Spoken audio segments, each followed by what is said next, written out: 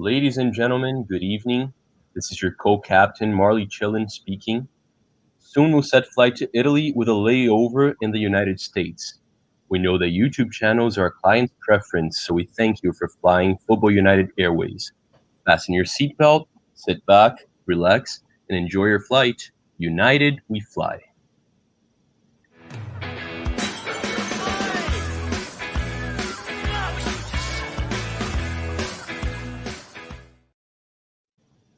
Hello, everybody. Welcome back to Football United TV. You can't see my face right now, but now we can. There we go. First time doing an intro. We will get that better. It was all right, though, Charlie. I like that. Matthew and Charlie, how are you doing? It was all right. It was all right. It was great. Great first time. Thank you. Thank you. I appreciate that. I'm doing good. Maddie. How are you? Very good. Tough ride home, as you guys know, but we're here to talk about the Serie A in Italy, and of course we're here with Matthew, who is an Inter Milan fan, and Charlie, who is just a worldwide football fan in general. We all are, but you know that's the whole point of this. And pretty much, Matthew, I think you really need to set us off, mate. What is going on in the Serie A in Italy right now? Right now, well, Juventus are out of the top four, and I think that is probably the biggest news I could come up with so far, like right now. Napoli is winning against, I believe it's Torino. Yes, 2-0, and they needed just 2-0 to actually knock Juve out of the top four by a goal in the goal average. So Juventus are now fifth in the league, and could drop to 6 as Lazio is actually on a really good pace. That's actually crazy if you think about it. They won the league last year. Yeah, that is crazy, isn't it? Juventus haven't been doing so great, and I think someone brought out something about the Super League thing as well, Matthew, saying like, you know, how can you call that a Super League when Juventus are not actually in the top four? Or they are just about, but how's Inter Milan doing, Matthew, mate? Fantastic. Two or three wins away from securing the title. I mean, it's done and dusted, basically. There is a Juventus game coming soon. I believe it's the other tough game is going to be Roma, and that's it. It's basically done. Title secure, but all those Super League news, they really got me out of liking the clubs these past few weeks. So it's been tough to actually watch the Spezia game, especially looking at how poor it was. A draw it was for those who haven't seen it. But yeah, we're still on a pretty good run of form. What I'm saying there, I haven't lost in fucking ages. I don't recall when was our last loss. I don't even know if it was in 2021 in the league. So probably one of the best team in the world currently, Inter. Would you agree with that, Charlie? You looked up your stats and positionings of the clubs in the Italian Serie A. What are you making of it from your own perspective? I mean, I don't want to. I don't have too much of an opinion because Mathieu is here. He knows much more than I do. So I just want to say that I'm really happy that Milan and Inter are coming back, because it's been boring. Like how many in a row did Juventus win? Like 9. There you go. Thank God it's not going to reach 10. By the way, as an Arsenal fan, I'm conflicted because now we're not the biggest disappointment in Europe anymore, because Juve out of the Champions League, I feel like that's a bigger disappointment than us. Huge, yeah. That's huge. But if Juventus is in the Europa League next season, then Arsenal's probably not going to win it if we're there. So it's there are two sides to this conversation. I'm just happy, man. I remember when Milan and Inter were two of the best teams in the world. You know, Inter winning the Champions League with Mourinho. Before then, Ronaldo. I mean, Ronaldo's best days, R9. His best days were probably Barcelona. But before getting injured, he was really good at Inter too. Yeah. Maikin was amazing. They have a lot of really solid Adriano the Emperor. Yes. They have a lot of really solid Brazilians. I love to see them back at it, man. I love to see Hmm? But Recoba, the Uruguayan, what a player he was. Probably my It, favorite player. it's just good to see Giants getting back. Like it's Yeah. I assume a lot of neutrals are gonna enjoy. Like Liverpool went through a dry spell and they're back at it. That's always good to see. I hope it happens to my club as well. But it's just good Actually, to see some competition. now that you mention it, Juventus aren't the biggest disappointment in Europe. It's probably Liverpool. Looking at There, it, yeah, that's they are that's a good seventh. point. They won the That's a league good last year and point. they are now seventh. So Yeah. Yeah, no, that's a very good point. But yeah, yeah, I just like to see it. Was the last champion before this domination of Juventus was AC Inter, right? Milan. No, AC Oh, it was Milan. AC Milan. Okay. 2011 with Zlatan Ibrahimovic. Oh, okay, there we go. Yeah, and before it was Oh, with Inter. Thiago It's trouble. Silva too. Yeah, yeah, Yes. Yeah, yeah, yeah, yeah. yeah. Well, Yep. look, how do you feel about AC Milan? They've done a lot better this year, haven't they? They were top of the league, the table for quite some time. Atalanta are doing very well. They're in second. They're on 68 points. I mean, what's the reasoning for this? Is it because of Corona? The fact that the things that the tables have moved around a little bit for the Serie A? Compared to last season or the start of this season, you mean? Well, yeah, I guess so. Yeah, I guess so. I mean, Juventus clearly won it last Okay. season. So, So what's compared to last season, well, Atalanta and all the teams basically they played the final eight struggled. You saw Juventus, you see Atalanta at the beginning. They had a really shaky start, but AC Milan they've been overperforming throughout the entire season because when you look at how they did last season, I believe they finished fourth or fifth. It was not a great season for them, and okay, Ibrahimovic performed well, but now you see that they are kind of struggling. You still see a lot of wins slightly, but it's less and less and less convincing. And I'm surprised that Juve is just crumbling so hard because I thought it would be Milan who would crumble out of the top four. I said it multiple occasions on my Instagram. I believed Milan would finish fifth or sixth. They're not going to, probably going to get Champions League football, but I wouldn't be surprised if Napoli actually climbed to the third position. Um, it's about it. It's really players overperforming. Like you look at Canaloglu, you look at Donnarumma, who's been very very good this season.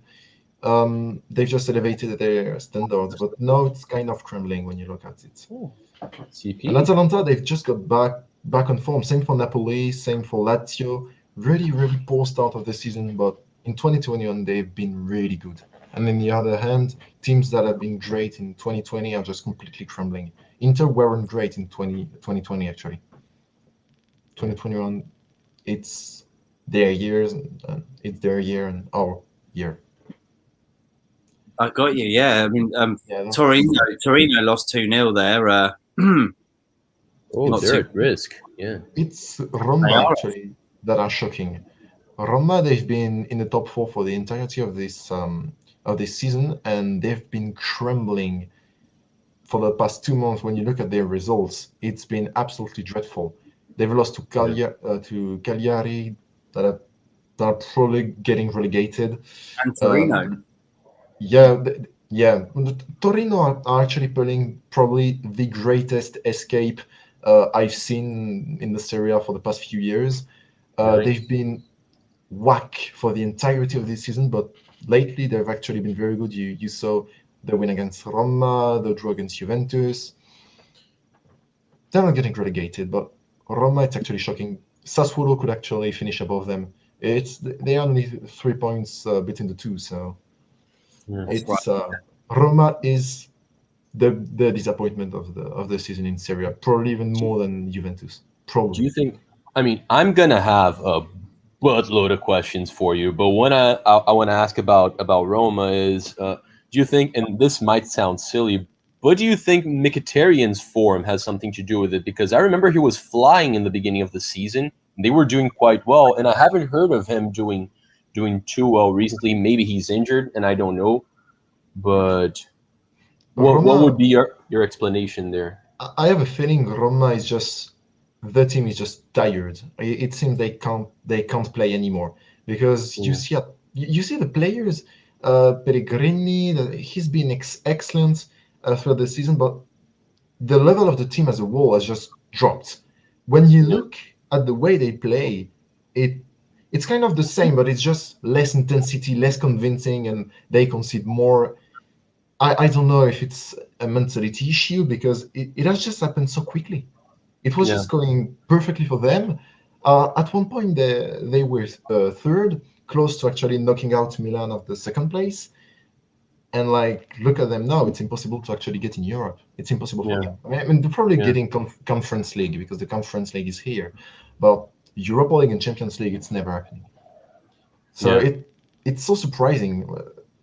If AC Milan crumbling because they are kind of lately, Juventus, etc., it was predictable. Roma, it doesn't make sense. Yeah. It doesn't make sense. Just to I don't know if you guys have any questions about Roma. There's one team I really want to know a lot about, but Matt, you have questions about Roma? I have one more. Well, I mean, Roma haven't been doing so well the last 10 years, have they? They are a significant club in the Serie A. They are very big, but They've made I mean, you look at the Man quarters of the United. Champions League and the semis. Yeah. They've made the semis of the Champions League. Was it 3 years ago? That's right. Like they just for what you see on paper, though, it doesn't seem like they're trying to attract the players that Roma should be getting, like Juventus have been recently, and even Milan. They're both Milan clubs. You know what I mean? They've like rejuvenated themselves, and Roma are kind of sticking on old rejected players. Can I say that? Is that all right to say that? I get you. Yeah. That's how I feel. But I didn't want to know about my opinion. I wanted to ask Chris Paul. Welcome in, Chris Paul, to the show. Hey guys, CP. how are you doing? Can you hear me properly? You're welcome. Absolutely, mate. Oh, okay. Roma have been. I love Francesco, the manager of Roma. He has some pretty great. He plays some very good football. But I think the drop off has been because the intensity of the way they play, if you know what I mean, and Yeah. they're just getting tired because it's been a long season, especially with COVID, with games coming in quickly. I think they'll reorganize in the summer. And they have some very good young players coming through as well. Brian Reynolds, the guy from Dallas, he's a very good player. He's going to be a baller. But the thing, what you mean by rejects, I get what you mean, like Chris Smalling, El Shaarawy from China. They got Mkhitaryan, Pedro. But these guys have actually been playing well, in my opinion. They have Pe- been, yeah. But maybe Chris, Mkhitaryan revived his that's career. they're given an opportunity somewhere where they don't have that nostalgia and they don't have to be that sort of player that they should have been for, say, Mkhitaryan for Man United and Arsenal. Yeah, For yeah, Roma, exactly. it's sort of like you can come here, finish out your career. I hate to say it, but it kind of feels like that. You know, like you don't see them getting. And I think wasn't it Salah came from Roma, right? Yeah. Yeah, Salah did, came yeah. from Roma. He made his breakthrough. Things there. can be like that sometimes, I Yeah, guess. he revived. Salah revived his career. I think he went on loan to Fiorentina. Yes. He did pretty well. Roma were impressed, bought him, and then he had a very good season in the Serie A. I forgot how many goals, but he was very good. Oh, he looked phenomenal in his last season in Roma. He was scary good. There's 2 points that I want to raise here. First of all, I know that it's the Capitals team, right? But Roma was never as big as the main three. Yeah, I think definitely. they're like Never. I think They they're don't like have much trophies. I'd They say really I'd say get they're Serie A. I'd say they're third tier Italian football because What do you mean history here? history wise, you have Genoa, Bologna, and Torino, and one team that doesn't exist anymore. I think that Provercelli, Oh, yeah. something like Yeah. that. They have They 7 say titles. amateur Yeah. club. Those I would say are the second tier, right? Because 7's a No, lot more than 3. No? I would put Roma there just because of European experience, because they've played the Champions League. They've went. It's kind of like Arsenal when you look at it, because no European trophy, but they've got the They've been runners up so many times though. I think it's around 15, 14 runners up in the Serie A, and they. Oh, I think, wow. Yeah. That's really They- unlucky. Yeah, they've been runners up like 3-4 points away. They finished third, but 3-4 last season, they've been doing less and less and less good. They've Yeah. just been It's unlucky, I think, like in the history as well. You know, Yeah, there's they bottled it smaller basically. investment. But Yeah. just addressing the rejects part that you said, I've felt for a long time that the age ceiling in Italy is considerably higher than it is in the other top four leagues, other top five leagues. Sorry. So older players usually get like they get it going for longer in Italy than they do in other countries like England, like Spain. It's a very, I don't know. I get what you Am I talking mean. out of my butt? Yeah. No, I get what you mean. It's not wrong when you think about it. When you look at big No. teams, no, it's not wrong. But, when you look at it, Handanovic is 38. You look at the Juventus backline, it's aging. And I mean, I'm just going to throw it here, but Matthijs de Ligt, he's not a generational talent. Uh, Yeah. he played 22 games this season. He's not a starter. He's Uh, not been great. He's not been I bad. He's not been bad either. But like neither Frankie De Jong, neither Matthijs De Ligt are generational talents. I They're great mean, players, but nowhere near generational. I think Delit he's one of his best young centre backs, but the other young centre backs in the league haven't been given as much credit. Yeah, because when you look at Nero it, from Atalanta has been very good this season. Bastoni is the best young centre Yeah, back in the league. yeah, He's yeah. Inter he's fans, yes. he's a better delete. It's That's the just it. most interesting team for me. That's the coolest team in the league, Atalanta for me. Oh, Atalanta, When, yeah. when, when you look at the top seven, they're all huge clubs. Like you have the three biggest. You have Roma, Napoli, Lazio. Those are former champions that have You had have like all the phenomenal yeah, yeah. players. You Atalanta have all the have big just had a clubs. resurgence under Gasperini. That's all we can say. It's not a resurgence. They they They've been they've good for never a been couple years. great. Yeah, They've never been great. They've no, never The, been ever. great, Well, but they've Matthew, not reached these heights. you should make a book up called The Lost City of Atlanta. You know, like as a football thing, the Lost Club of yeah. Atlanta. They are that sort of thing. Like you didn't expect them to do so well recently. It kind of reminds me of like RB Leipzig as well. You know, like how you like just get a team like that just can just push up and shoot up The and do difference really is well. that Atalanta have some actual history in, like, I think they won the Coppa Yeah, Italia in the they've won the 60s. cup like once or twice, but Yeah, something. They it's never it's they it's never won the similar. league. Yeah, No, they've They've never. never But won the league. it is actually similar to Chelsea before they were bought because they won the league once. They had one or two FA Cup, and that was about it. It's kind of the same with Atalanta lately. It's a club that is Yeah, just well Atalanta just run. got promoted in 2010. I think when Inter won their last title. Yeah, but Atalanta has been a yo-yo going down, up, always. But but for the past like 2 or 3 seasons, they've been good, right? they've been excellent. Yeah, It's it's in the something though. board. Excellent. It just seems like competency from the board. They're just really Like, good. They find players that haven't been performing elsewhere. They fit the system in Atalanta. The They manager, I'm also have assuming, is a a really, badass as really well. good. At the beginning, Atalanta, it was a club that wanted to have a trading model. They wanted to form players and to sell them. But like it was started like a long time ago, like about 10, 15 years ago, even when they were in Serie B. But Hmm. lately, under Gasperini, they've literally push their standards up like drastically. It's kind of similar to what Bologna wanted to do, but Bologna it has just completely crumbled. Okay, I don't know if you guys actually held an interest in Bologna like 5, 6 years ago because it was kind of the most interesting project in Serie A, and now I mean they are just a mid-table team, Yeah, second half table actually. Bologna have some pretty like good players, They but have some great players.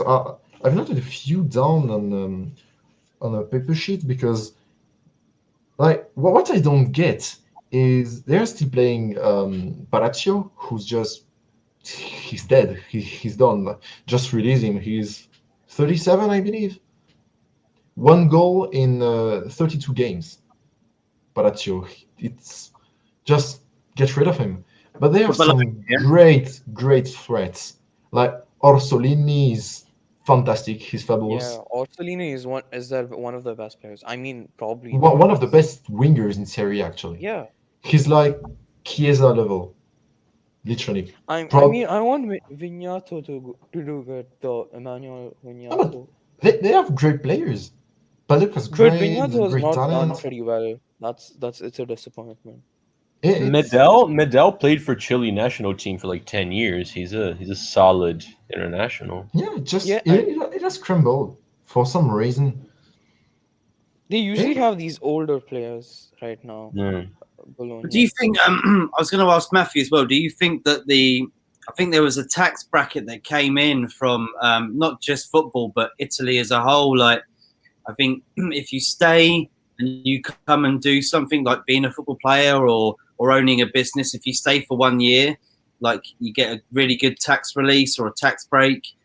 I I think think this so. happened like 3 or 4 years ago in the Serie A. They brought that in and it got Ronaldo. You know, like it got a few other players. Mhm. Is this something that helps?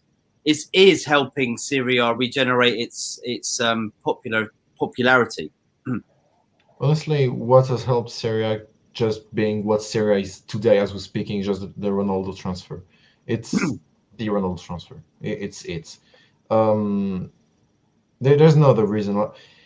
There was kind of a funny stat in which I believe it was on Instagram. The amount of followers the official account of Serie A had, it just doubled when the Yeah, year after Ronaldo signed. I think it was So 3 mil on Instagram, like right before Ronaldo, and now it's around 6.8, now somewhere we're around there. close to 10 millions. Like it's huge.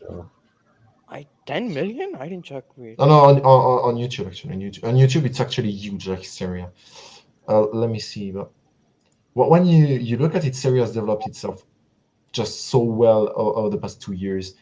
And it's kind of sad to see Juventus fans, sorry, blaming Ronaldo and people just as a whole blaming him for holding Juve back, and it's just not true I at all. think it's just because He's Pirlo is inexperienced. I don't understand why they give Pirlo.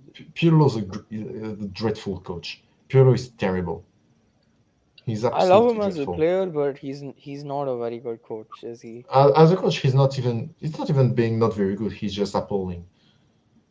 It's not great. When you look at the first inter game of the season, at the Meazza, he got it completely wrong.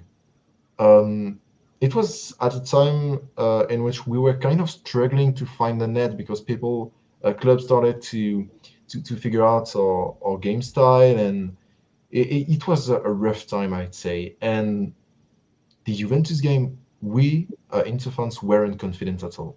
We went into it like it's gonna be a battle. And Yeah. for some reason, Hakimi had spaces. Ashley Young, I believe it was Ashley Young who started.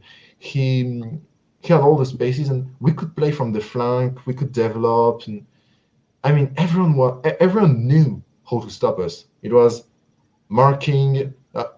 You do a zonal marking. Barella had a very good game. I remember Barella Yeah, played yeah, very yeah. well. It was a great game from Conte, but it's more the tactical approach of Pirlo that was shocking. It was just wrong. There's no other way around He it. gave all of these Hakimi on the wings, giving him space is one of the worst things you can do. And Yeah. he was running the wings. Usually, you want to get some kind of not necessarily a man marking because he's extremely fast and with appeal, etc. Running behind, it's not gonna cut it. But when you do a zonal marking nearby the zone in which the Hakimi Lukaku link up actually works, when you zonal mark, you put two players there. We cannot play. I mean, no, we can because we have other ways to play, but at the time we couldn't play, and for some reason, I believe it was a not a zonal marking, but a man marking, and it was a destruction. Juventus had Who like was two on the shots. wing? I forgot who was on the wing for on the wing for it. I think it was We Danilo. have we have no winger. We have no No, wingers. I mean not a wing. I mean the on the right back for UA. Was it Danilo? It's Hakimi on. No, No, I'm but I talking think about. he's asking Juve's side. Oh, Juve. Oh, I can't remember. Um, Is it Quadrado usually plays on the right? I can't remember who played that game because I recall Quadrado was injured or Oh, okay. he had like a red card. He wasn't playing at the time. That was also because one of the reasons Juventus kind of crumbled, because Quadrado is possibly their second or third best player of the season. Was it No, Danilo, maybe? probably I don't remember. I'm gonna be Probably honest, I don't Danilo remember. because that's their Yeah. backup. I mean, there's not many options anyway, but Danilo's weak, mate. I mean, I know people expect a lot from Brazilian right backs, but no, he's Danilo's not great. He's not yeah. great at all. No, I said he's weak. Like I don't like him whatsoever. I don't even like Me neither. Alexandro that much, but he's better. He's much better. Yeah, what's happened to Matis de Ligt as well? Like he had that big move from Ajax, and he hasn't seemed to. I mean, it's not about hitting the press, is it? Sometimes, like, but he just hasn't seemed to have held his place down very well at Juventus. What's going on there? I would say the coach hasn't given him enough enough starts, not enough confidence in him. But I mean, he's not. I don't think he was a player Juventus actually wanted to sign, or thought they were gonna sign, because he's still young. And when He you was a sign, captain of yes, Ajax. I yes, also because think when you sign Mathis de Ligt, you sign a captain actually. Even if he's extremely young, you sign kind of a leader. And when you don't start this kind of player, or when you like, barely give him time to play, I mean, it's not gonna work anyway. So, and we start this aging centre back partnership of Bonucci and Chiellini, and and it's still world class. yeah, I don't You think. I, he I messed think up. He Pirlo messed obviously up. has his favorites there. Bonucci is not that great anymore, but Chiellini, surprisingly enough, is still very good. But he's Yeah, injury yeah. prone, so that's kind of the issue. Like, Bonucci is not really injury prone, but he's error prone, and Chiellini is injury prone, but not really error prone. So That's that's the thing. When you're young, I feel like most times it's good to go somewhere where there's a really experienced player that plays in your position. But Delict is a different scenario because yeah, what you completely. guys just said, he's always been a leader. So you Yeah, can't take a guy that's you. He's used to leading. He's used to starting, and you just placed him in arguably the best defense of the decade from oh yeah, 2010s probably. to 2020s, you can't go much better than Juve, right? I mean, I know Real Madrid's had a couple of good defenders. I know Yeah, Bayern's had some really But badass the thing defenders too, is, but Inter Juventus have is not Juve it's yeah. Go very for it. talented backup centre backs as well. Demiral, the Turkish one, he's pretty good, and Dele, Demiral, no. He's not great. he's Demiral not is great, not but great he's at all. pretty No, good. he's not a good defender. He's I like average at I like he's Demiral. average at I best. beg to differ. I like Demiral. He's decent. I don't like him. He's average. He's far from being good enough for Not Juventus. worth the hype, but he is pretty good. I People disagree. people hype him up a lot. I get what you mean, but No, but he's I don't even say he's great. He's average. Like yeah. he's a Sassuolo defender. He would do He's better at not. some solo. No, like he's not even Lazio level. yo. This is a good opportunity for us actually because I don't know if Matt's here. We gotta show the comments some love, but. One thing that really wanted to do is there's a lot of exciting players in Italy. It's going to be hard to Yeah. talk about all of them, but there's been a lot of players from Italy connected, like linked to transfers to the Premier League. So maybe we could address some of these players, like Roger Ibanez at Roma. He's been connected to like Arsenal, Everton. You have Demiral. You just spoke about him. He's like very often linked to moves to Leicester, to Arsenal as well. So Çalhanoğlu, right from Milan. I Çalhanoğlu, yeah, he's been linked a lot. I He don't might remember be where he's been signing the linked though. contract. He might, but not. Hmm? It's not confirmed that he would be moving. His contract expires this summer. He's good, right? Like he's been. He's I amazing. know he's not very consistent, but he's been really good recently. Yeah, I this think he was season. linked. He was linked to United, wasn't he? I Yep. mean, everyone's been linked to United actually, and I don't even want to joke I know how about it, that but like feels. a lot of players in Italy are being linked Yeah. to Well, United. I'm gonna just shout out some comments here. You Yes. are right. We need to. So Retro NUFC. Good evening. Good evening to you, Retro. Thank you for joining us. Charlie Hibbert. Yes, lads. Miss Melina. Good evening. Retro NFC. Charlie Hibbert. Ayo, lads. What an intro. We'll get that tied up, don't worry. We're all having fun here. Retro, hey Miss Melina, Charlie Hibbert, clapping. Hey guys, from Chris Paul, you're in the room, so there you are. I said that at the start. Thank you guys for waiting. Ronaldo in the UEFA, what in the UEL? Yeah, maybe. Europa League. Yeah, it is bound to happen. Miss Melina said Milan had a 1-0 win against Hellas Verona 2. Now they will win their first Serie A title in 11 years. Come on. No, they most likely will. We're the best team in Italy. Fuck you, way. Inter Milan, Juventus, and AC Milan were the Serie A teams that were among the clubs leading the charge for the stupid. Yeah, that's the thing I hated. Yeah, go on. Speak on that, Chris. Inter Milan. I think we were the second last, because UA still, Agnelli still wants them to be that, but I hate. We were the first to go out, actually, because AC Milan they said we may go out, but they didn't. They didn't up until very, very late, actually. Probably the last team to go out. Yeah. Not mentioning Barcelona, Real Madrid, and Juventus were still in. But yeah. It surprises me that Gazidis didn't stay there for longer. That bald prick. Yeah. He left. Next comment.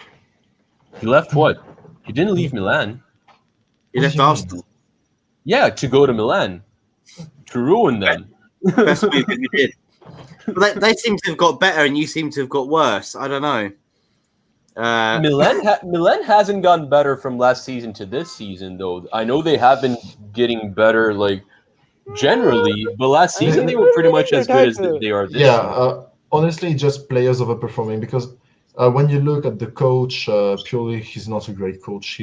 It's kind of the same situation as Ronald Koeman, because when you actually talk to Barca fans, they're going to be like, Ronald Koeman's world-class coach. He's not a great coach. He's not. The team is great. The team is overperforming, actually. Messi's carrying that team on his back. Have you seen his stats he's been pulling in 2021? I mean, I wouldn't say carrying, because when you look at his defensive inputs, it's absolutely dreadful. It's beyond shit. But for someone who plays as an offensive midfielder, you have to actually drag back, and I mean, it's what it is. And compared to players who have the same hit map, I haven't checked lately, but when I did check, it was 1 month ago, and he was the worst player at the position defensively. But offensively, it's absolutely crazy, and there's kind of a morale boost in the team in Barcelona, and it's kind of carrying them to the title. I mean, there's no way they aren't doing the double this season. Yeah, Koeman is not a very good coach. Koeman is dreadful, and not dreadful because he has a great team management. But Pioli is a dreadful coach. I will say Pioli is not a great coach at all. It's a great player. I mean, his new tactic is kind of working. The one in the three at the back one. It's kind of working now. It's been they've been on an unbeaten run in the league with that tactic. So we might see an Knobs back in form. We're not saying that he can't improve, but right now he's not the world class like you call it. Wait a second, guys. I'm taking a look at a map and just verifying that Barcelona's in Italy now. It is not. All right. Okay. It was just a bit of What were you saying, Matt? Because I think I was going to ask this really good question from Melina here. Could Cristiano Ronaldo and Juventus miss out on the top four in Serie A this season? Why? I think the question mark, why? The calendar. They have a pretty bad calendar. They still have to play Inter, AC Milan. I believe they still have to play Sassuolo. It's either Sassuolo or I mean, it's not even the teams they face. They draw to bad sides as well. Juventus reminds me of Real Madrid. So yeah, Real Madrid isn't in Spain. I know. Isn't in Spain. Is in Spain. Isn't in Italy. I know. But as examples, that's fine. yeah. No, but because both teams are actually they turn up in big games. You've seen it in the Coppa Italia. It's been a total walkover when we played Juventus in the Coppa Italia. But they're going to lose 3-0 to Fiorentina and draw 1-1 the next game at Fiorentina, and then they're 3-0 going to through be to they're going 3-0 through to. to take a dump on AC Milan, and they're not consistent at all. They're not This consistent at this all. segues nicely into top four predictions. If you guys want to go through that, Yes, please go for it. Yeah. that way we'll all say if we think Juventus is in it or not. So, Macho, what's your top four? Let me go on the Serie A table right now. So right now it's For you as well. it's Inter, Atalanta, Milan, but Milan has still a game to play. Napoli, Juventus, Lazio, Roma. Top 4, top 6. What do you want?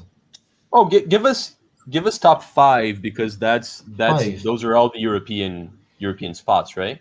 Yep. Yes. No. Top 7 European spots because there's the Conference League now. No, forget it. Forget about the Conference League. That we'll cross that bridge when we get to it. Okay, Just top 6. You go to Europa League. Top 6. okay. Top six. When you look at Juventus, Juventus they still have to play Milan at home, Sassuolo away, Inter at home.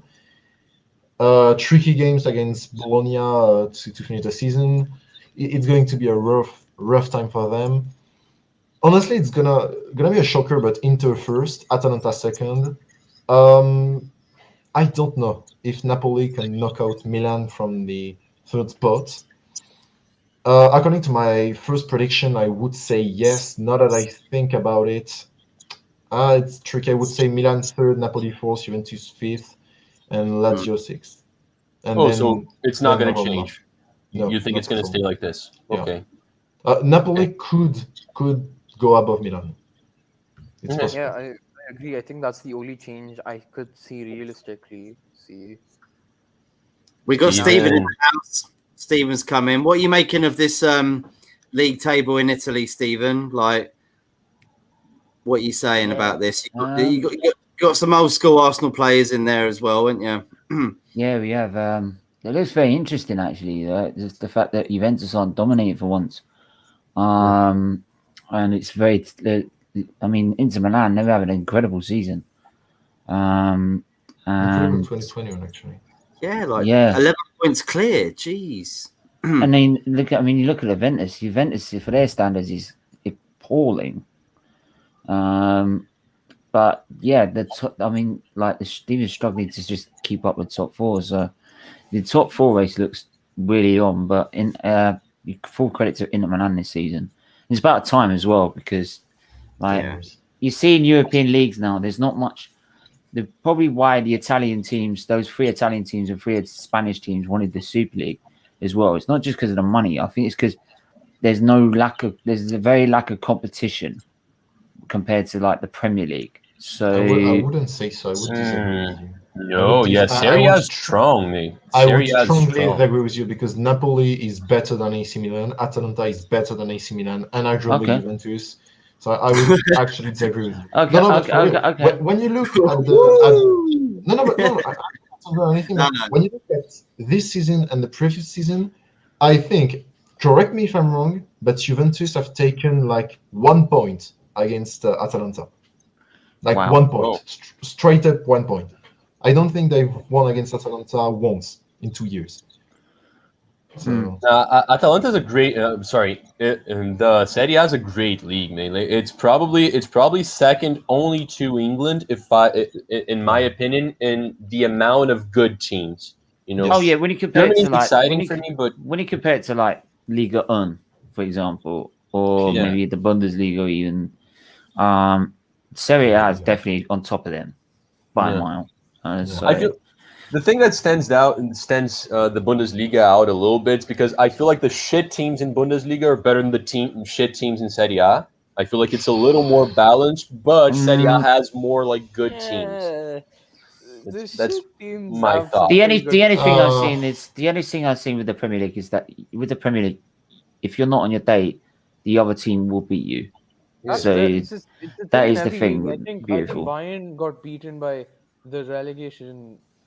What team was it? Schalke? I can't remember. Yeah, but it's lower. Let me check. It's lower. no, but midfield, like I don't- we've been held by Spezia.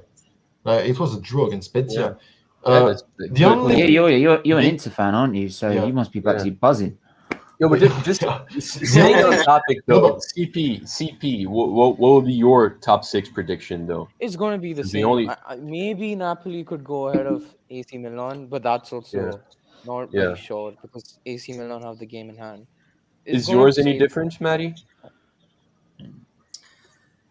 I don't know. It's so difficult to tell, isn't it?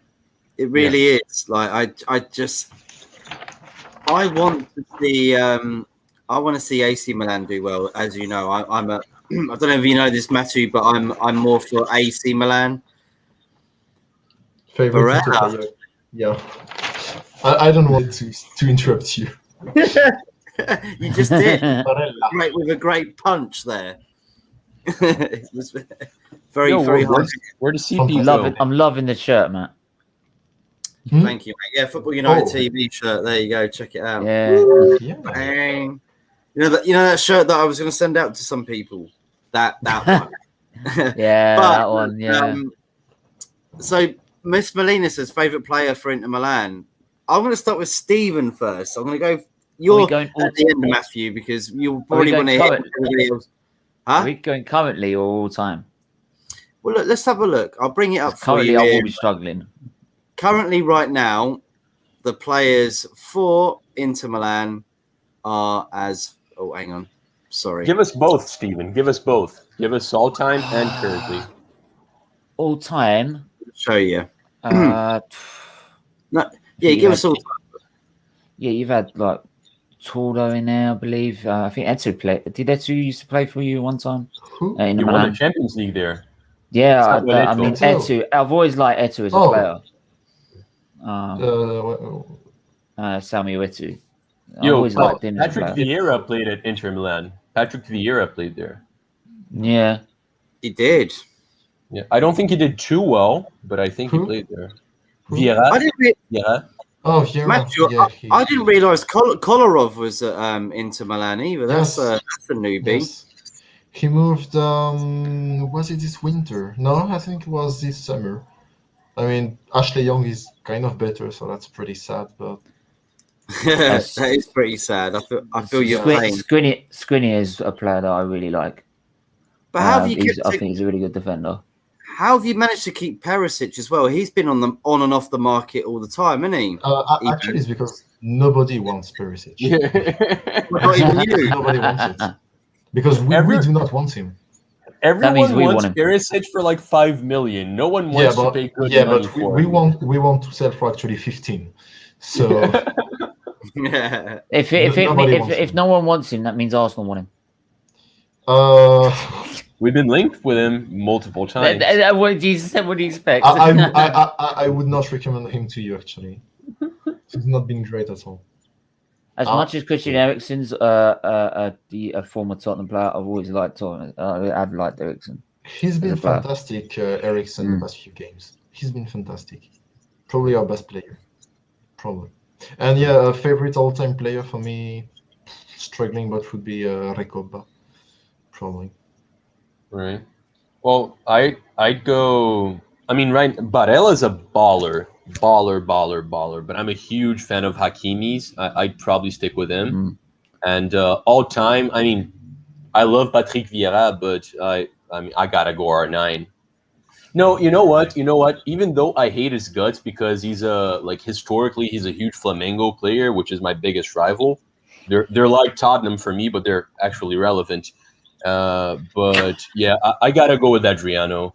Adriano at Inter Milan, he was just so fun to watch, mate. He was the emperor. He truly was the emperor.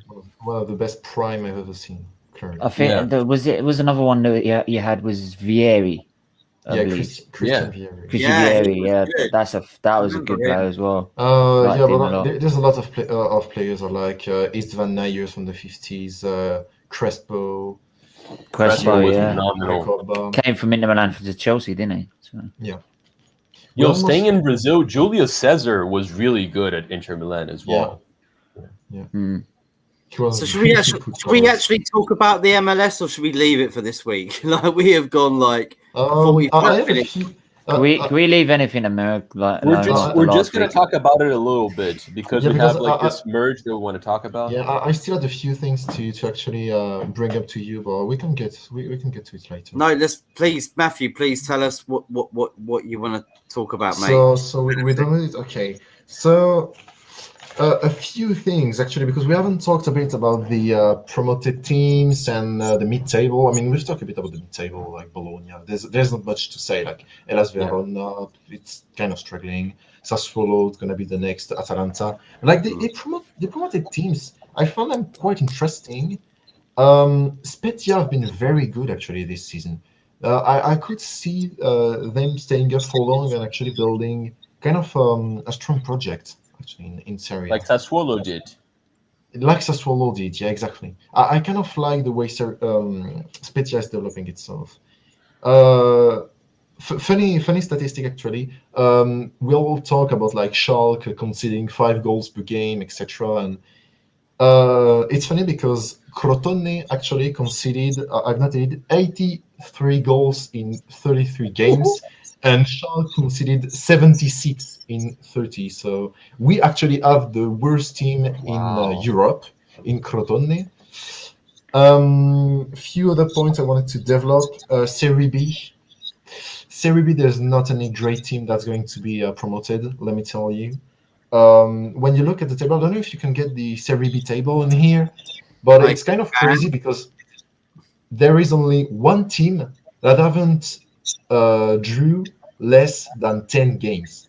I don't know if you guys actually realize how huge that is, because when you look at the Serie A table, there's like 2-3 teams that have drew on more than 10 occasions. When you look at the Serie B table, look at it, 15 draws. That you have 15 draws, 13, 12, 13, and okay, Empoli, they've lost only one game. Okay, it was against Venezia. I've watched it, but they've been struggling to score. It's honestly, this is the kind of scenario in which the 3 promoted team could actually go down the season after. I don't see any of Empoli, Lecce, Salernitana, sorry, Monza, Venezia. I don't see any of them staying up. There's no way. Yeah. But actually, and I'm gonna finish on that. If you can get the Series C table, it would be awesome. Yeah, because Wow. to explain a bit, the Series C, there are I've got you. there's 3 groups. You have Oh, 3. Pro Vercelli. That's the team that has seven league titles. You have 3 groups, and in the group C of Series C, there is one team who's actually walking the league with 90 points in 35 games, and I could actually see them staying up in the future. It's Ternana. If you could actually get it, I don't know. It's a Group C of the Series C, or Group 3 if you prefer. Oh bloody hell! There's groups. Oh my god, there's groups. Jesus Christ. It is. Livorno's in last in a Series C group. Livorno used to be an average team, right? There's a lot of great. Can I just say, Dino used to be a. we all learned something from this. I did not know that there were like groups in the 3rd division. Yeah, there's 3 divisions actually in the 3rd division. And when you scroll down again, you'll see the 3rd group, and you'll see Ternana, who's actually destroying the league. Oh wow! Bari there. Wow. Yeah. Palermo, holy crap! Palermo, what the hell? What's happened to them? Financial crisis, but like Catania as well. I've seen a bit Catania about was a 1st division team. There's so many teams like Bari, my second favorite team, and that's why I know a bit about Ternana, which are absolutely unplayable, literally. They could be the kind of team that goes at the Serie B, and the next thing they could go at the Serie A as well. It's possible. They are a great team. If any of you want to watch lower division Italian football, watch Ternana. They actually play great football. 64 goal difference. That's just ridiculous. That's Yeah, nasty. no. They are absolutely walking the league. It's a Yeah. destruction. Do you know So, what? yeah. It's when you say about like the financial crisis affecting those teams, especially when they used to be in like Serie A or B, right?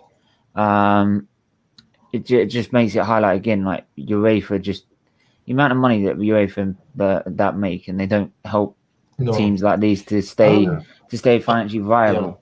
I'm actually planning this summer on writing a book on a new way of viewing football, like not a Super League, but like I want a complete rebuild of the ECA, and I want to get rid of the UEFA. I want the UCA, to actually get the power, kind of similar to like the French political system, in which you would have one team representative of each European league, and they would decide on their competition, actually, not the UEFA, and they would distribute the revenue themselves, kind of like not a company, basically, not the UEFA.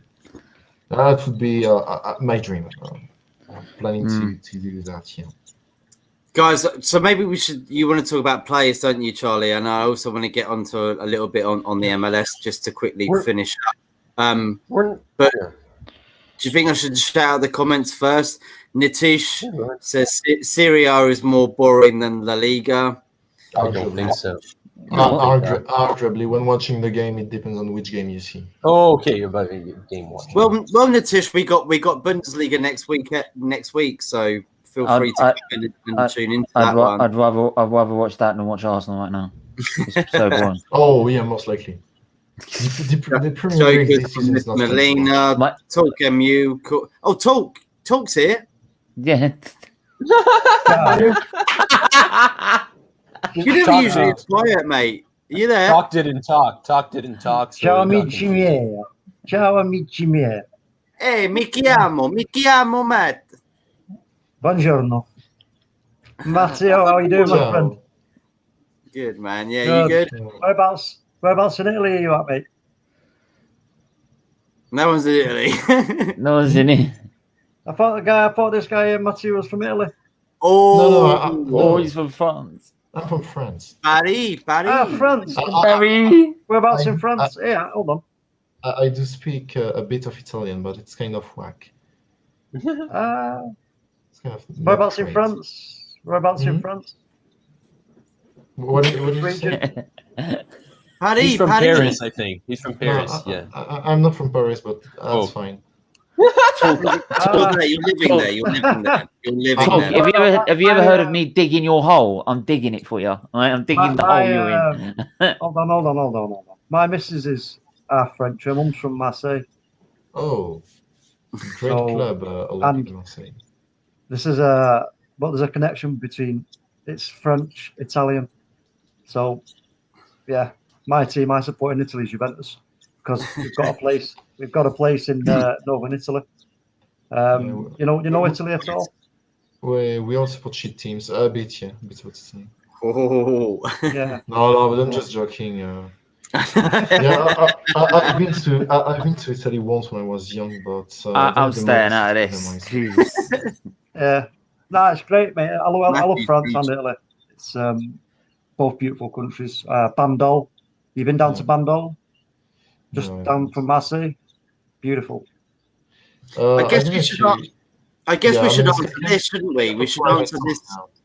We should answer this question here, Matthew. Well, what do you guys think will happen to Juve, Ronaldo? I mean, who actually wants Ronaldo? Who wants him? Which club wants him? Manchester United, apparently. Why?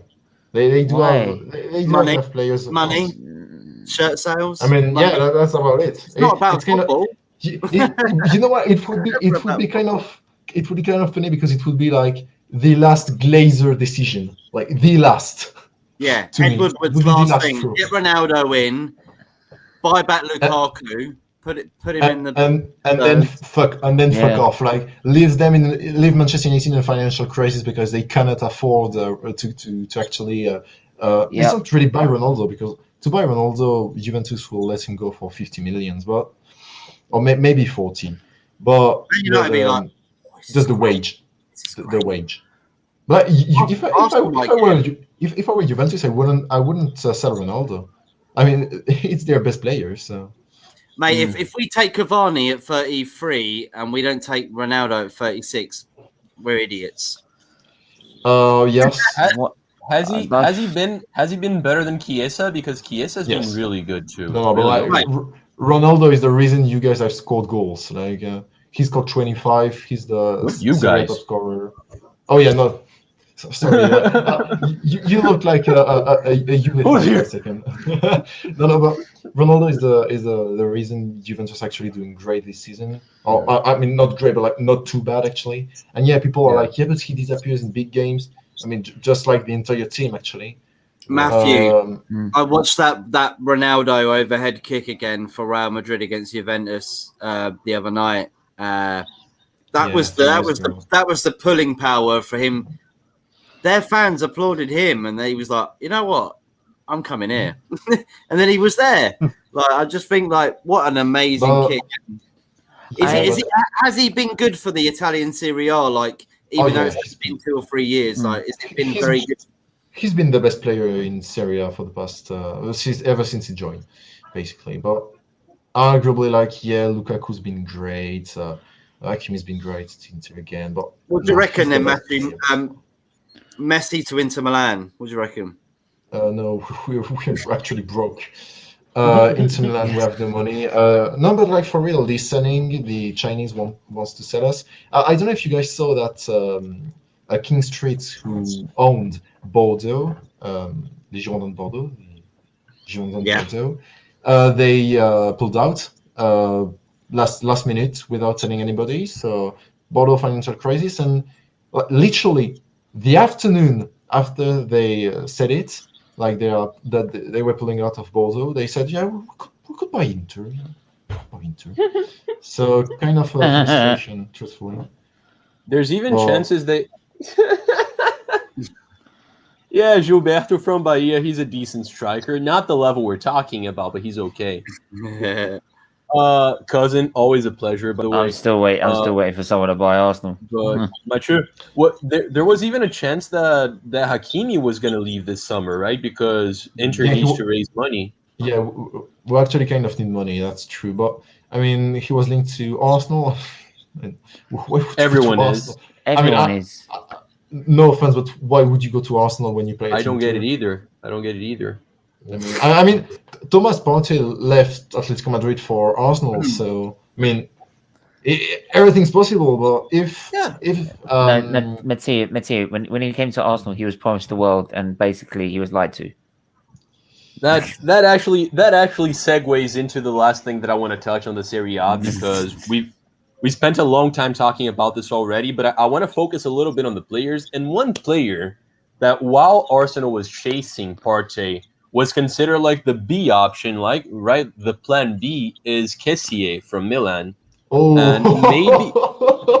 and maybe he's dreadful. You think he's dreadful? That's actually funny, because I've never liked him too much, but I watched like 3 or 4 games this season, mainly the games against United, and I thought he did well. I thought he did well. I thought he was doing better than Partey. So I want to get your thoughts. He's too expensive for what he would bring. If I wanted Arsenal to sign one player, I mean, let me think about it actually. Yeah. There's a few players I would like to see you guys sign. Probably Pellegrini from Roma would be a great signing. Because what do you think about Ibanez from Roma? Because he's been linked to Arsenal. What do you think about him? I hold him very dear to my heart. He's a Fluminense academy player. He's going to be cheaper than Kessié. So. Yeah, but he's a defender. He's not a. No, but like, you guys are not going to make more than one transfer with the crisis. So I mean, will you? Will you make more than one big transfer? We've got to pay 120 million back to the government, so we'll be struggling to do that. That's my point. I'm sorry.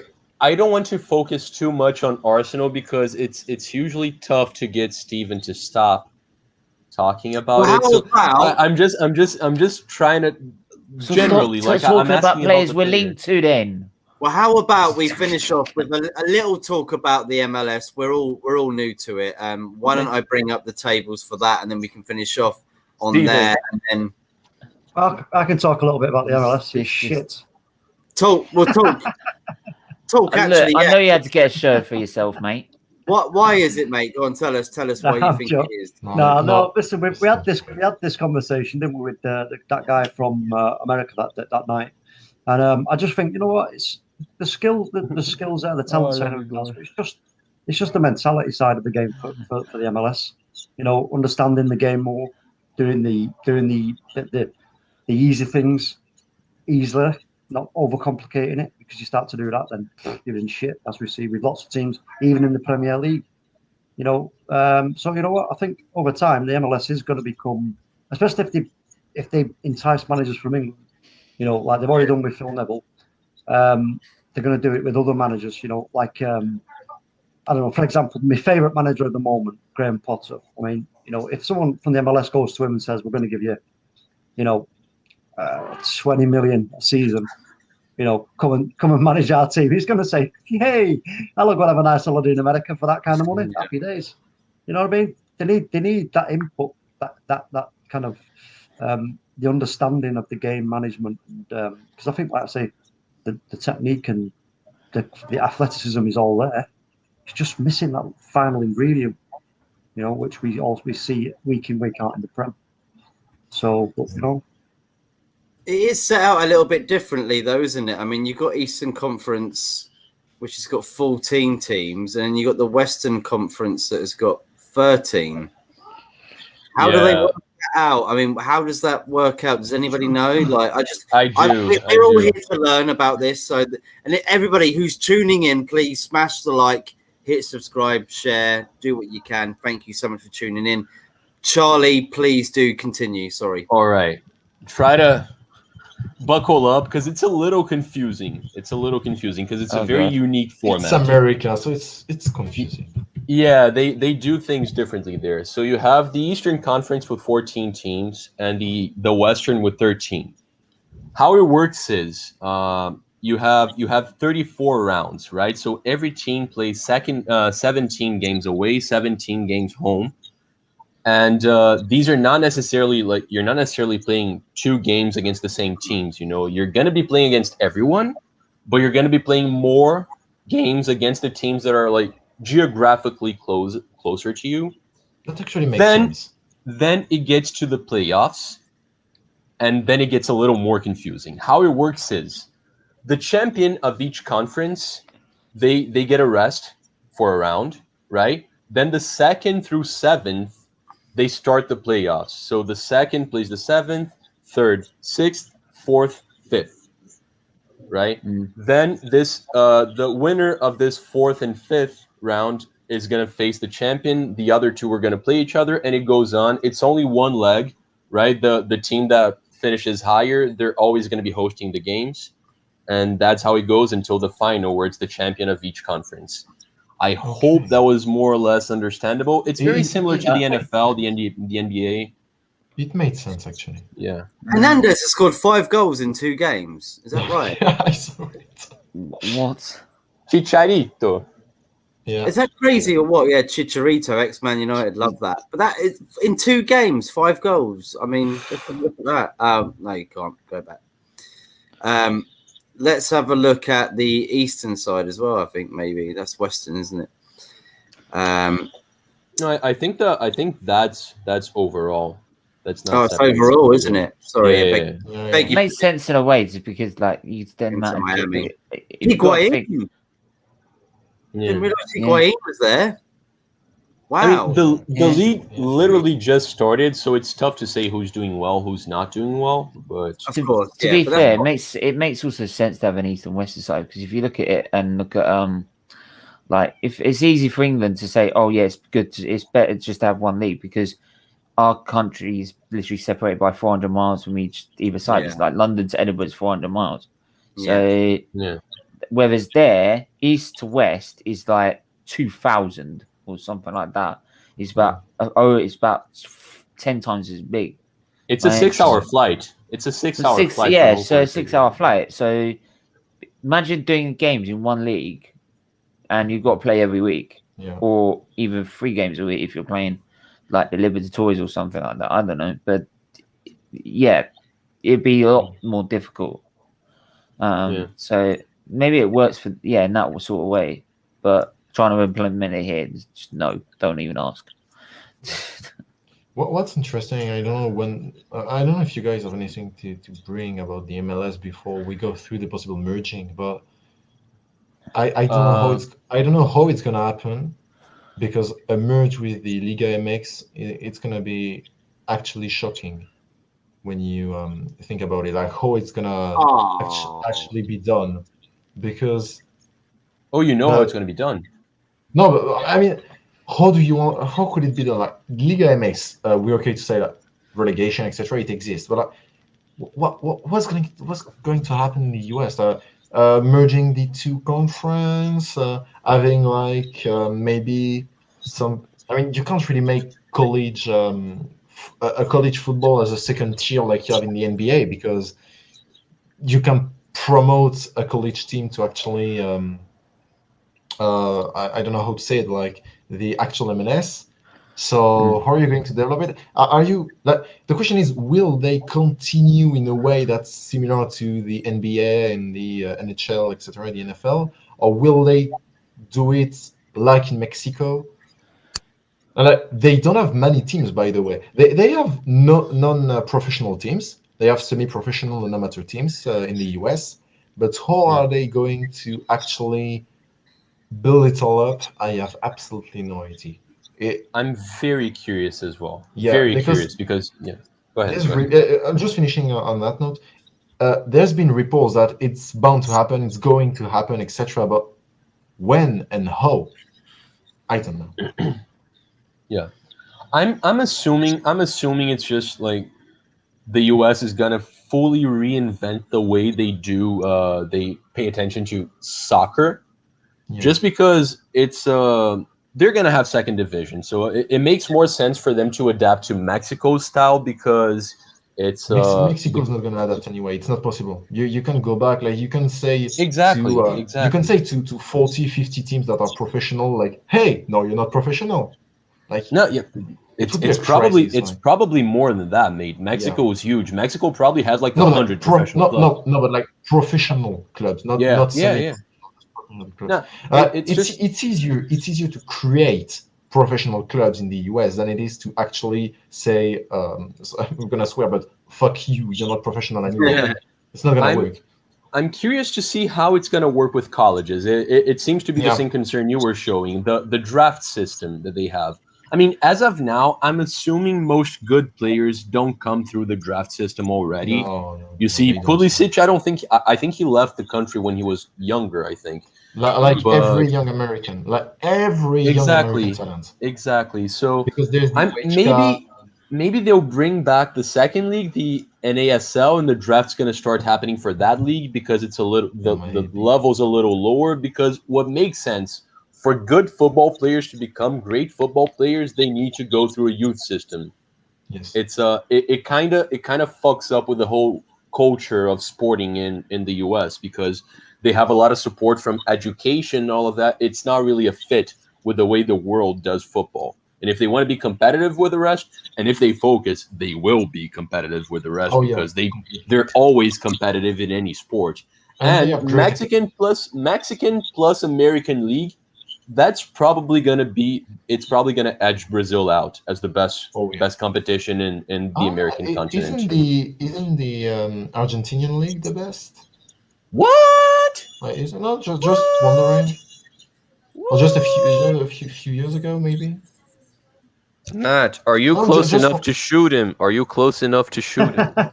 No, because I'm wondering. No, but I'm genuinely curious, because I agree. I agree with Mathieu. Like a few years ago, it's not. Like, when you look like 10, 15 years ago, the Argentinian league looked better. Well, I don't know, because I watch a game or two. Matthew and Charlie, what's bigger, Boca Juniors and River Plate, them two together versus Santos and Fluminense, or By the way, thank you for trying to put Fluminense up there. We're no way one of the biggest did that teams in for you, Brazil bro. like that. But Did it for you, bro.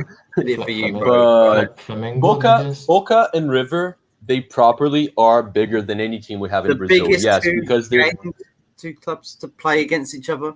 Like the yeah, biggest club that's arguably the biggest rivalry in South America. Yes, they are most likely the two biggest teams, probably And followed by in Peñarol world and football. maybe Estudiantes, who's also Argentinian.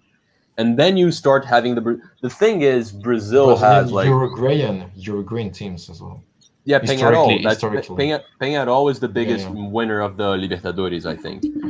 The thing is, or Estudiantes, it's one of the two. They're massive clubs, but Brazil has volume. Like Brazil has like 12 big clubs, whether Argentina probably has like 5 or 6. And when you talk about overall talent, it's just a matter of numbers. Brazil has a population of over 220 million people. And we don't divide people into categories like the US, where some play football, some play soccer, some play basketball. No, Football. everyone plays football here. All 220 million people like football. So Charlie, it's if tough. I hear you say soccer again, Charlie, I'm going to be very disappointed. I'm just Well, trying to differentiate, man. When I talk about Brazil, I'm saying football, right? It's Yeah. Yeah, Boca and I'm River being- best in the world, arguably. Talk. Yeah. What do you? But before, talk. I'll let you have the last word, and then we'll go around. Sorry, my bad. Can I add? Well can I done. That add was something? good. That was like, May I add something? Just No, wanted real to ask, like, the Brazilian league. It's been formed in the late 70s, I reckon. Like the unification of every regional championship. yeah. So it's kind of why you have multiple big teams, because you had a lot of regional championships in which they were like 2 big teams in each regional championships. There were national leagues before then, mate, but it's tricky because we started having an actual league in 2003. Before that, it was a little similar to the MLS, actually, just not as confusing. Right, okay. But we all played each other once, and then there were like rounds of 16 or 8 quarterfinals, something like that. And there are champions from the 50s and something like that. But it is true that Brazil, because of the sheer size, for a long time, up until like 20 years ago, the state championships were really relevant. That's very accurate. Very accurate. They were considered the most important leagues up until like the 60s or something. Like when you talk about Botafogo, for example, which is Botafogo was about to talk about it. Back in the day, they were a massive club. They have Garrincha, who's considered in Brazil the second best player in history. you want to behind say Pelé. this for the Brazilian vlog? That makes more sense, right? That makes more sense. They had Leonidas in the 30s as well. Botafogo in the 30s was one of the biggest clubs in the world. Yeah, but that's the thing. Botafogo, they don't win anything. That's just states. I'm sorry. We're gonna go to Brazil next week, so you're welcome back, Mathieu. You're welcome back. Yeah, Mathieu, please come back for the Brazilian one, because me and Charlie got this locked down. We got this one locked down. Everybody, thank you so much for tuning in. I want to shout out your social medias. Look, this is like off the cuff. Like we were kind of trying to learn about what we were talking about, plus trying to give you information as well. So, like a counteracting thing, mashing it all together. Hope you enjoyed it. If you're here watching now, please press the like, subscribe, share, and I'm gonna let you tell you where to find everybody. There you go. That was better. So let's start off with Mathieu from Football Viewer. Where can we find you, mate? You can you guys can find me on Instagram at football.viewer and on my website on footballviewer.me and on YouTube Football Viewer. Thank you, Matthew, for coming again. Thank you. You're gonna see him here very often too. Very often. I hope after my finals, I hope to come back here. Loving the cat, Matt. Go on, talk. No one's ever going to do it as sexy as Matthew just did it. Man. That was quality. That was quality, man. You know what I'm saying? Come on. Peak French. Talk. We're trying to get him to stay, dude. Nah, man. Yeah, man. He knows I've got a love for France. France is in my heart, mate. My son is quarter French. So Talk. You've dug a big hole Even enough. France. Stop digging. So anyway, yeah, you're fine. Where are you going to find me at, Matt? We're going to you last, mate, because you got all this, mate. Charlie first. Oh, go on. Okay. You can find me in Twitter at Marley Chillin. I think my Instagram, it's Charlie Millen 93. Sorry, I have a problem with consonants. I like spinning them around. Yeah, that's what happens. Find me here, my channel, Football United TV. You can find me at Steven's channel very frequently too. Go support him, donate, and yeah, that's it. Thank you, mate. Stephen, yes, you got to tell us where you're at, man, and you're almost at 1K subs. So close. So close. So close. 35 subs away. If you're new on this chat and you've not been in my chat before, go subscribe. Right, we do F1, we do football, we do Arsenal content, but we raise money for Children's Liver Disease Foundation, CLDF, Children's Liver Disease Foundation. We've raised £1,400 already. We're still trying to raise more. We hit the monetization part of 1K subs. That money goes to charity, right? And yeah, that is, you are basically, your subscription is a donation. It's a free way of donating to charity. So go and do it. Do it. And Stephen, you're going to get there, mate. You're going to get there. What did I do there? Did I just kill somebody out? Oh no! What happened? What happened? Oh, no. I don't know. There we go. Sorry. What the fuck is Molly What's doing? Charlie doing there? I'm trying to reach 1K. Yeah, It's almost there. Don't before we reach $2,000 and we'll shave your head off. That's true. That's true. Tell everybody about that, actually, Charlie. Yeah, no. I mean, Steven has a donations page. I think it's at around 1.5K right now. When it reaches 2K, I'm going to shave this live. It's a lot of hair. It's not good looking hair, but it's a lot of it. Jesus hair's coming off.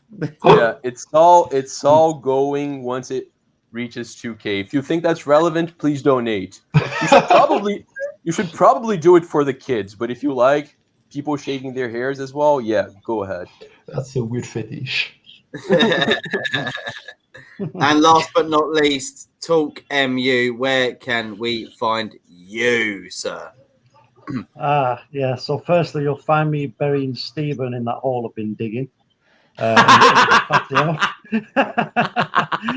the first thing you're going to place. You'll find me. But apart from that, you'll find me on Twitter at iTalkMU. You'll find me on SFeatley TV. Find me on Football United TV. And you'll find me often around the fridge and any cupboard that holds goodies. So yeah, cool. Once every 6 months or so, if you look up and it's a really clear sky, you can see his home, Mars, from where you're standing. Yeah, because he's eating the Mars bars. No, it's when I say to Charlie, I'm eating my tea. Charlie gets confused and thinks, I do. I just want to announce, because I really want Anthony to come back on, and I should have got in touch with him. Yes. Yes, you can come on for the Brazilian vlog, mate, and any other Please vlog we ever do, mate. You're always welcome here, mate. You really are, mate. Beware, he might turn up about half an hour late. Use my blood, man. Use my blood. Family first, always. You're always welcome, cousin. Yeah, he's always welcome, man. That's because he's out looking for pirates, isn't he, on Bristol coast? That's why. You go to look at pirates on my channel, you see. Love you, bro. Go on, talk quickly. Go on then. What was you gonna say? No, nothing. I was just laughing at Stephen doing his accents, but I'll just finish on a scouse one, mate. Oh well, I'm gonna put that video up. Talker. I clipped it. Oh, that one. Yeah, So we'll get on back on that one. Everybody, thank you for tuning in. There's people in the room watching right now. Hit the subscribe. The share button really does matter. I found out that really does help. So if you can hit the share on all your social medias, if you don't mind, that is great. And please, which is most important to me, is go and follow all these people right now. You can see their things in the bottom here. Go follow them, like them, share them, help them out. We're not trying to like get loads of money. We just want a good community, and we're building that, and we're doing very well after a tough few years, you know, with the coronavirus and football and fans not being allowed in. Like, we have to sort of try and motivate everybody to talk about football. We're doing very well, and especially Stephen as well, man. He's the One thing as well. Next tomorrow, Live Awareness Show, we're doing about cancer awareness. So if anyone's got a story about that they want to share about someone having cancer or you having cancer yourself, feel free to come on. It's an open line. You can come on. That you're not forced to come on. You can come on whenever you say. So yeah. Good. Thank you, Stephen. On a much less serious note, next week, guys, next Monday, Brazil. We're doing only Brazil because there's so much to talk about. So yeah, everyone's welcome. Please book your flights in advance. I'm on my way now, Charlie, mate. So the week after, it's Bundesliga and the Eredivisie as well, by the way. So, and we got a very good Dutch guest coming on to talk about the Eredivisie. And I'm hoping that Matthew will be able to come on with us as much as possible. Depends. There's my finals coming in a few days, but probably. No, I don't want you ruining it for football. No, it depends actually. I mean, I can't spend 1 hour. A few hours on a podcast. That's not a big deal, but it depends. It depends on the day. I'll keep you guys posted. Brilliant, everybody. Thank you so much. Hit the like, hit the subscribe, go view back if you haven't, and we'll see you soon. Take care. Ciao. Ciao. Bonsoir. Buonasera. Ciao. Adoma.